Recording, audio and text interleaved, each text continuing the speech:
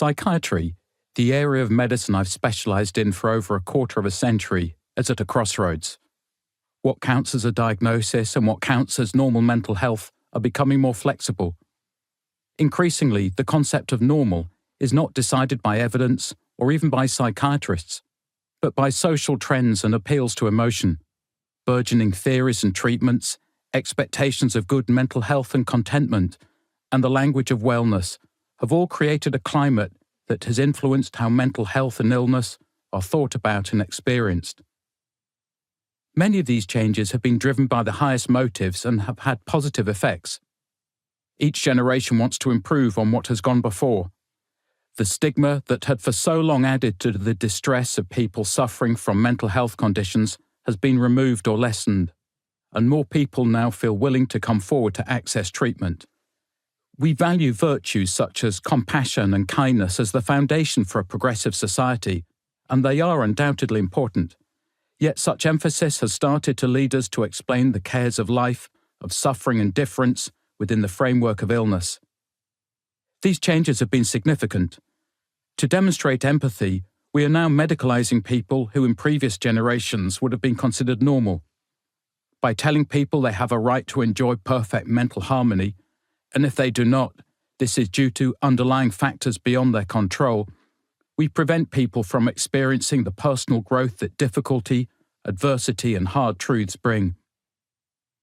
A great deal of medicine is about trying to interpret a subjective, internal, and individual experience. This can be hard enough to measure in physical medicine, even when there is an obvious visible or detectable bodily cause. But the challenge is even greater in psychiatry.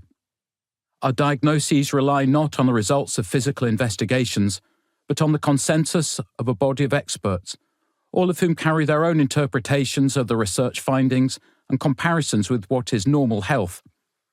This may be seen in how we consider, for example, what is a normal reaction to loss and bereavement, or whether or not we consider psychiatry even has any place in these areas.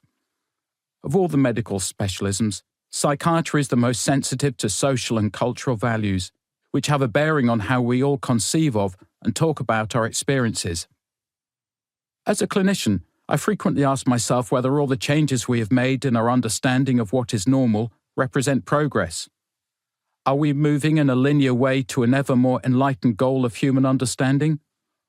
Or are we caught in a circular process in which fashions and dogma will forever bring us back to the beginning, with no genuine concept of normal mental health, just endlessly changing beliefs and values?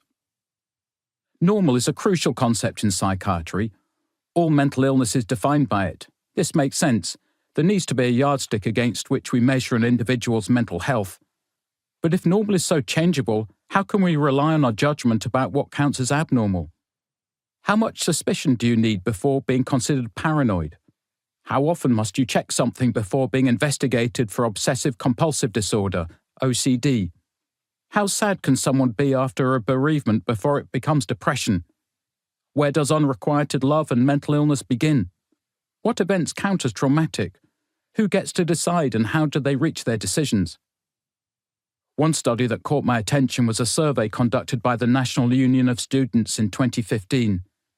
It was reported that 78% of students had experienced a mental health problem in the past year. As Professor Sir Simon Wesley, former president of the Royal College of Psychiatrists, commented in the British Medical Journal, one wonders what's happening when you have 78% of students telling their union they have mental health problems. You have to think, well, this seems unlikely. I don't doubt that being a student can involve some difficult moments.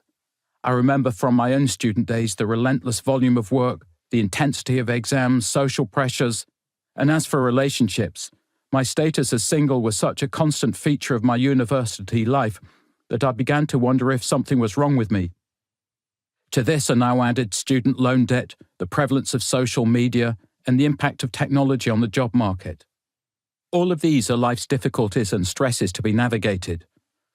The novelty is in framing these difficulties as mental health problems. The students in the survey did not see themselves as unhappy or distressed, but rather as ill.